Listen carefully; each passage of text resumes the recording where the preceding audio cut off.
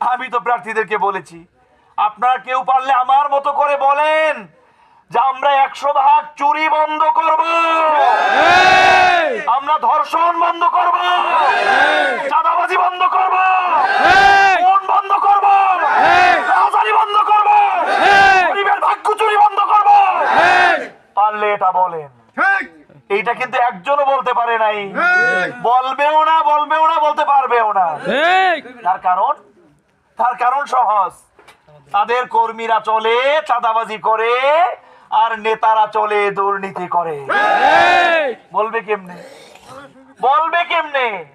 কর্মীরা চাঁদাবাজি করে, পকেট মানি হাসিল করে, আর নেতারা এমপি মন্ত্রী হয়ে রাস্তা লুটে খায়, টয়লেট লুটে খায়, স্কুলের বাচ্চাদের বিস্কুটটা পর্যন্ত লুটে খায়। ঠিক কিনা?